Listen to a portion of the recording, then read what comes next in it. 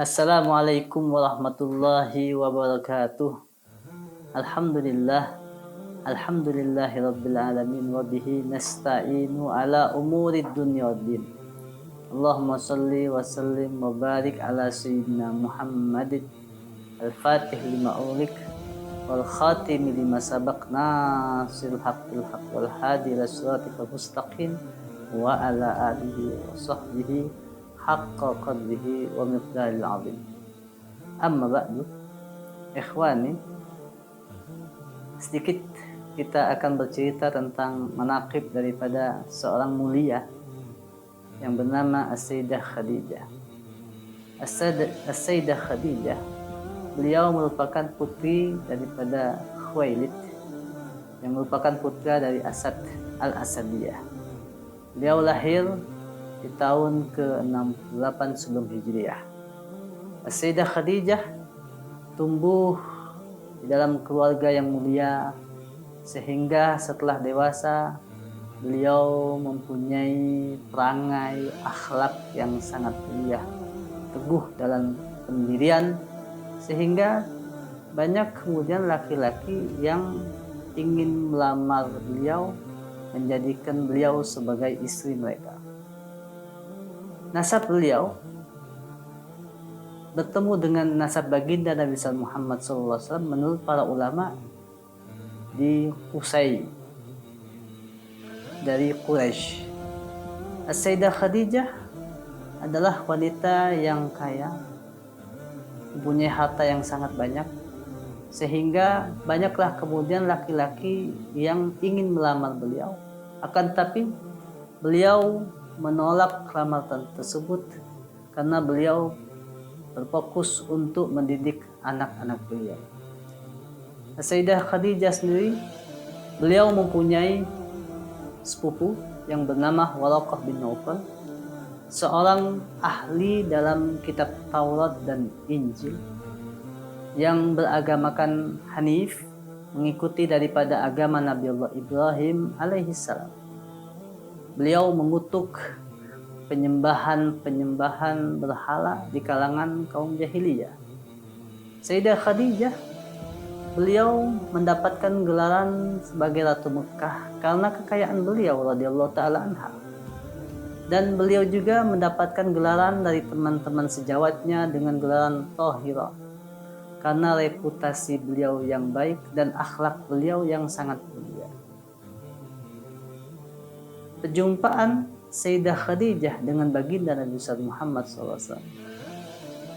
Suatu ketika Sayyidah Khadijah dengan perniagaannya, perdagangannya, beliau mengirim tijarahnya ke negeri Syam. Pada waktu itu beliau Sayyidah Khadijah memperkerjakan baginda Nabi Muhammad SAW untuk berniaga di negeri Syam yang kemudian ditemani oleh budaknya yang bernama Maisarah. Di tengah-tengah perjalanan tersebut, Maisarah banyak melihat daripada akhlak baginda Nabi Muhammad SAW, sehingga perniagaan Sayyidah Khadijah mempunyai banyak keuntungan karena kejujuran baginda Nabi Muhammad SAW.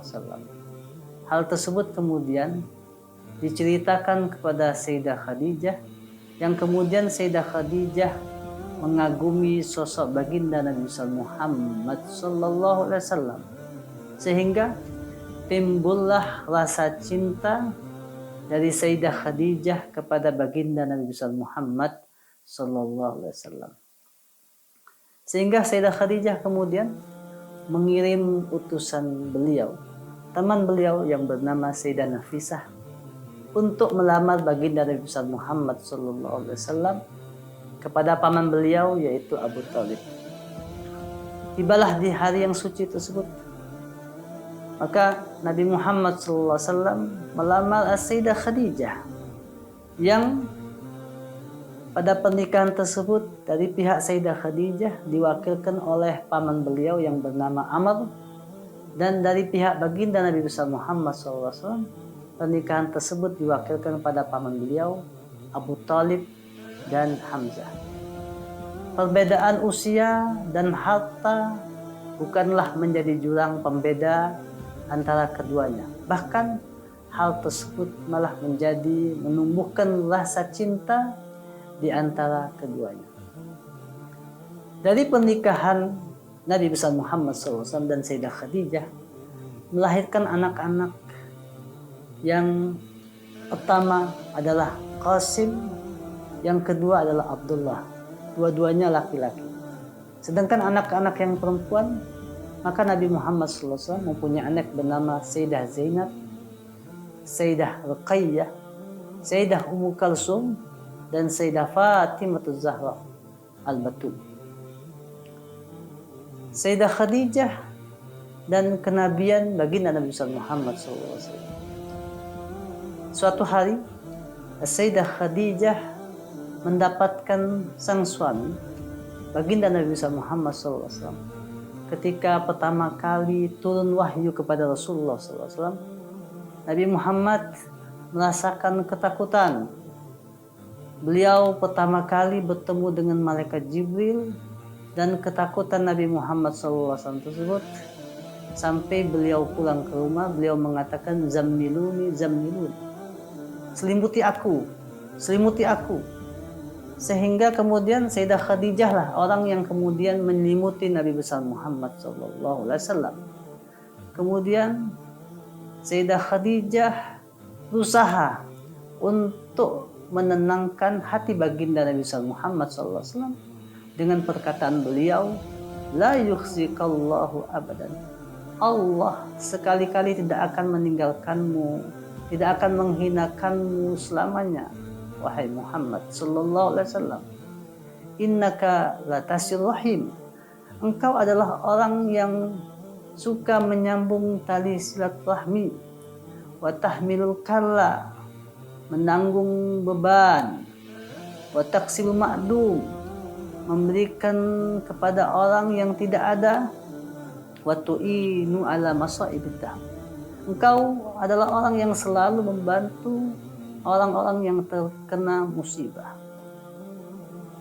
Di awal permulaan Islam, Sayyidah Khadijah adalah orang yang membantu mengibarkan bendera Islam. Beliau adalah orang yang mendorong di dalam dakwah baginda Nabi Muhammad sallallahu alaihi wasallam, meringankan beban baginda Nabi Muhammad sallallahu alaihi wasallam, sehingga Nabi Muhammad SAW di dalam dakwanya sangat terbantu dengan adanya Sayyidah Khadijah. Beliau selalu mendampingi Nabi Muhammad SAW, selalu memotivasi, selalu kemudian menghibur baginda Nabi Muhammad SAW, sehingga timbullah pujian-pujian dari baginda Rasulullah SAW kepada Sayyidah Khadijah. Nabi Muhammad SAW berkata tentang Khadijah, "Dia Khadijah beriman kepadaku di saat orang-orang mengingkariku. Dia Khadijah membenarkanku di saat orang-orang mendustakanku. Dia Khadijah orang yang membantuku dengan hartanya ketika orang-orang tidak mau." Kesetiaan Nabi Muhammad SAW kepada Khadijah tidak pernah lepas, dan Sayyidah Khadijah tidak pernah lepas dari ingatan baginda Nabi Muhammad sallallahu alaihi wasallam bahkan setelah wafat. Ucapan Sayyidah Aisyah membuktikan bahwa Nabi Muhammad sallallahu alaihi wasallam itu sangatlah kemudian mengagumi sosok Sayyidah Khadijah. Sayyidah Aisyah mengatakan, "Belum pernah aku cemburu terhadap istri-istri baginda Nabi besar Muhammad sallallahu alaihi wasallam sebagaimana cemburuku kepada Khadijah. Padahal aku tidak pernah melihatnya, tetapi Nabi Muhammad sallallahu alaihi wasallam selalu menyebut-nyebut namanya." Sayyidah Khadijah ketika terjadi pemboikotan selama 3 tahun di Syi'ib Abi Thalib, beliau selalu menemani baginda Nabi Muhammad SAW. Nabi Muhammad SAW diboikot oleh orang-orang kafir Quraisy. Beliau tidak boleh jual beli, tidak boleh mengadakan hubungan muamalah sampai 3 tahun, yang kemudian menyebabkan Sayyidah Khadijah dan Rasulullah SAW sampai disebutkan dalam sejarah makan daun-daunan, yang menyebabkan Sayyidah Khadijah kemudian beliau menderita sakit yang terus bertambah sakit tersebut, yang kemudian ketika umur beliau 65 tahun, tepatnya di tanggal 10 Ramadan, beliau radhiyallahu ta'ala anha wafat dan dimakamkan di Hajun di kota Mekah.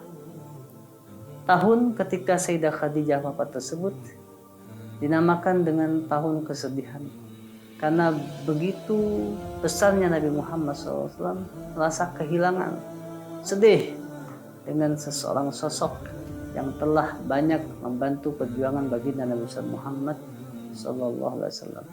Mudah-mudahan dengan sedikit riwayat ini dapat menjadikan kita untuk selalu berjuang di jalan baginda Nabi Muhammad SAW, menjadikan Sayyidah Khadijah sebagai suri tauladan kita dalam membantu perjuangan baginda Nabi Muhammad sallallahu alaihi wasallam. Amin ya rabbal alamin.